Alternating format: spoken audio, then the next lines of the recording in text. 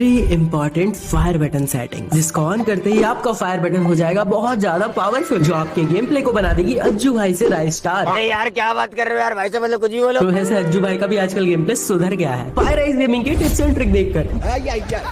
तो आज के इस खतरनाक सी वीडियो में आपको ऐसे 3 फ्री फायर के फायर बटन की सेटिंग्स बताऊंगा, जिन्हें आप सेट करने के बाद अपने गेम प्ले को एक नए लेवल पे पाओगे। तीसरे वाले सेटिंग को जैसे ही आप ऑन करोगे, आपका हेडशॉट तो लगेगा ही साथ आपका हेडशॉट लगने का जो स्पीड है वो इस लेवल का होगा। एनिमी सदमे में चल जाएगा, भाई मुझे हेडशॉट लगा कैसे। यहाँ पे क्या हो रहा है? मूवमेंट स्पीड भी बढ़ने वाली है। जोर जोर से बोल के लोगों को स्कीमें बता दे। इस वीडियो को देखना है आपको बिल्कुल एंड तक, एंड तीसरे वाले ट्रिक को तो गलती से भी मिस मत करना।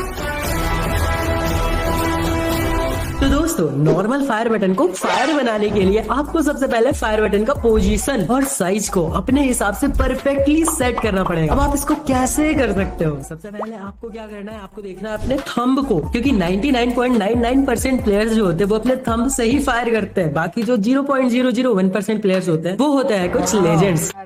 चलो मैं आपको हैंड कैम करके दिखा देता हूँ। अब इस थंब को अपने फायर बटन के ऊपर रखना है और देखना है कि आपका फायर बटन कहीं से भी दिखना नहीं चाहिए। अपने थंब के बराबर अपने फायर बटन को रख लेना। इसका मतलब आपका फायर बटन का साइज परफेक्ट है। इससे होता क्या है, अगर आप बहुत ज्यादा बड़ा रखोगे तो आपको मैं अभी पूरा का पूरा कस्टम एचयूडी समझाता हूँ। ये जो कॉर्सेयर है, ये जो एम है, इसके जो लेफ्ट साइड है, कहीं भी क्लिक करोगे, कहीं भी टैप करोगे तो आप अपने जॉयस्टिक को पकड़ लोगे। यहाँ से आप अपने स्क्रीन को रोटेट नहीं कर सकते। अब आपको अपने स्क्रीन को रोटेट करने के लिए बस इस राइट साइड वाले पोर्शन का यूज करना पड़ता है। बट इस राइट साइड में आपको ये गन वाला बॉक्स भी रखना है, आपको जंप करना है, आपको सिट करना है, आपको सोना है, आपको कैरेक्टर का यूज करना है, साथ ही साथ फायर बटन, इतने सारे चीजों को आपको एक साथ लेके इस राइट साइड में चलना पड़ता है। उसके साथ आपको फ्री स्पेस चाहिए जहां पे आप अपने थंब से ऐसे ऐसे स्क्रीन को रोटेट कर पाओ। तो यहाँ पे अगर आप अपने फायर बटन को बहुत ज्यादा बड़ा रख लोगे तो आपको स्पेस ही नहीं मिलेगा। आप रोटेट कैसे करोगे, आप मूवमेंट कैसे करोगे? इसलिए आपको बड़ा नहीं रखना। अब बात करते हैं आपको छोटा क्यों नहीं रखना। अगर आप छोटा रखोगे अपने फायर बटन के साइज को तो आपका गेम प्ले पे फोकस रहता है। जब आप गेम खेलोगे ऐसे में तो आप नॉर्मल, जब अपने फायर बटन को सेट करने आए हो तो आप अपने फायर बटन को देख के मारोगे, पर जब आप गेम खेलोगे ना तब आप अपने फायर बटन को नहीं देख कर मारोगे। आप ऐसे बस अपने गेम पे फोकस रहेगा, आपका थंब ऑटोमेटिक आपके फायर बटन पे जाएगा और ऑटोमेटिक वो फायर करेगा बिना देखे। तब कई बार क्या होता है, अगर आपका फायर बटन बहुत छोटा है तो आपका थंब जो है वो थोड़ा सा इधर उधर चला जाता है, जिसकी वजह से फायर नहीं होता है। तब क्या होता है, आपको एनिमी मार के चला जाता है। यहाँ पे ये मिस्टेक होती है। इसलिए दोस्तों, साइज तो मैटर करता है। साइज परफेक्ट होना चाहिए, ज्यादा बड़ा भी नहीं, ज्यादा छोटा भी नहीं। अब बात करते हैं फायर बटन के पोजीशन की। मैंने अपने बहुत सारे वीडियोस में कहा है कि अपने फायर बटन को रखना है आपको थोड़ा सा नीचे, जिससे कि आपको ड्रैग करने के लिए एक अच्छा सा जगह मिले। पर फिर मैंने एक चीज नोटिस किया कि जब हम ड्रैग करते हैं तो वो कुछ मिली सेकेंड्स में ही ड्रैग होके ऊपर चला जाता है, एंड हमें सिर्फ एनिमी के यहाँ से यहाँ तक एम को लेके जाना होता है। अब एम पैर से हेड तक जाएगा, उसमें स्पीड मैटर करता है यार, डिस्टेंस मैटर नहीं करता। फायर बटन को मैं कितना ऊपर तक ड्रैग कर रहा हूँ, हाँ ये तब काम आएगा जब मैं एक ही गन से बहुत देर तक लगातार फायर करूँ। पर मेरी वीडियोस में आपने ये भी सीखा होगा कि आपको लगातार कभी भी किसी भी गन से फायर नहीं करना है। उससे आपका गन रिकॉइल करेगा और आपका गोली इधर उधर जाएगा, हेडशॉट तो लगेंगे ही नहीं। आपको 5 से 6 गोली एक बार में फायर करना है। फिर अगर एनिमी नहीं मरता है, इतने में तो एनिमी हेडशॉट से खत्म हो जाना चाहिए, बट फिर भी अगर नहीं होता है तो आपको थोड़ा सा ब्रेक लेना है। या तो आप वॉल लगा दो, या फिर आप एक बार सेटअप करो, या फिर थोड़ा जंप कर लो, कुछ भी कर लो, बट 5-6 गोली के बाद आपको एक ब्रेक लेना है। यूएमपी और एके ऐसे गनों में तो बिल्कुल एकदम याद से यही करना है। समझ रहे हो? बैक टू द पॉइंट, हमें यहाँ पे अपने फायर बटन को रखना कहाँ है। मैंने बहुत ज्यादा दिमाग लगाया, बहुत ज्यादा रिसर्च किया और फिर ये चीज समझा कि हमारा जो डिफॉल्ट फायर बटन का पोजीशन होता है वो भी कुछ खराब नहीं होता, क्योंकि आप किसी जगह पे नेचुरली आएगा। आप अपने फोन को ऐसे होल्ड करो और आपका थंब देखो कहाँ पे जा रहा है, यहाँ से आपको अब ड्रैग करना है। तो इस चीज को दिमाग में रखते हुए फायर बटन के पोजीशन को खुद से सेट करो। क्या बात है, क्या बात है। अब हमने इसका साइज भी सेट कर लिया और परफेक्टली इसका पोजीशन भी सेट कर लिया अपने हिसाब से। अब बहुत सारे प्लेयर्स एक मिस्टेक करते हैं, वो अपने फायर बटन को हाइड कर देते हैं, मतलब उसका ऑपेसिटी को बिल्कुल कम कर देते हैं, जिससे कि आप फायर करते टाइम आपका हाथ वहां पे नहीं जाता, इधर उधर चला जाता, आपको फायर बटन दिखाई नहीं देता।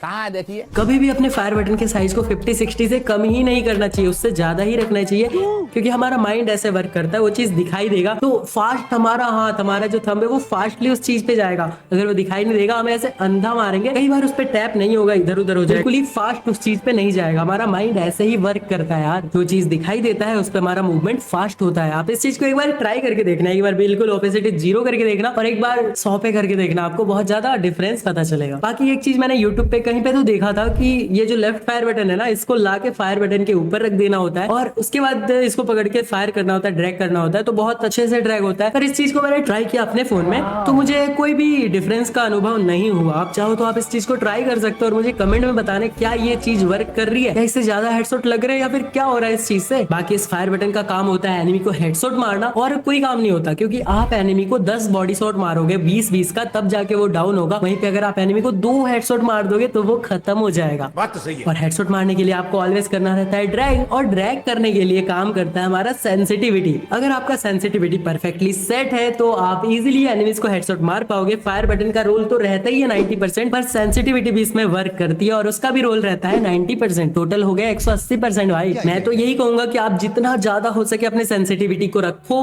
अगर आपका सेंसिटिविटी कम में भी चल जा रहा है, आप मार ले रहे हो, पर फिर भी अपने सेंसिटिविटी को ज्यादा रखो। आपको अभी के लिए ज्यादा लगेगा, पर जैसे आप खेलते जाओगे आपको उस चीज की आदत हो जाएगी और ज्यादा सेंसिटिविटी में आपका मूवमेंट भी बहुत ज्यादा फास्ट होगा। हेडशॉट भी बिल्कुल स्पीड में मार पाओगे। कम सेंसिटिविटी में मारोगे तो हेडशॉट तो लगेंगे पर वो कम लगेंगे और स्लो लगेंगे। पर वहीं पे अगर आपका सेंसिटिविटी ज्यादा होगा तो आप डायरेक्ट लेग से डायरेक्ट हेड पे चले जाओगे। आपका एम बहुत जल्दी मूव करेगा। आप समझ रहे हो इस चीज को? समझोगे यार। सब्सक्राइबर अपने बहुत ज्यादा प्रो है। फायराइज गेमिंग की वीडियोस देखते हैं ना, तो प्रो कैसे नहीं होंगे यार। और जिसने सब्सक्राइब नहीं किया वो सब्सक्राइब कर दो भाई। अब सब्सक्राइब कर ही रहे हो तो आपका भी कुछ फायदा होना चाहिए यार। आपको भी खुशी मिलनी चाहिए। नहीं, ये वाली खुशी नहीं, आनंद आनंद मिलना चाहिए यार आपको। और आनंद कैसे मिलेगा? एक ही ऐसी चीज है जिससे हमें आनंद मिल सकती है गेम के अंदर, और वो है डायमंड्स। डायमंड से हम बंडल, गन स्किन सब कुछ ले सकते हैं। और डायमंड्स को हम कैसे ले सकते हैं? पैसों से। बहुत महंगे आते हैं यार डायमंड। पर मैंने आप लोगों के लिए ढूंढ निकाला एक ऐसा ट्रिक, एक ऐसा खुफिया ट्रिक जो सिर्फ ओल्ड लेजेंड प्लेयर्स को ही पता है, पर अब आपको भी पता चलने वाला है। कुछ नहीं करना है, इस वाले वीडियो पे क्लिक करना है, जाके इस वाले वीडियो को पूरा देखना है। पूरा का पूरा ट्रिक मैंने स्टेप बाय स्टेप बताया है, जाके देखो।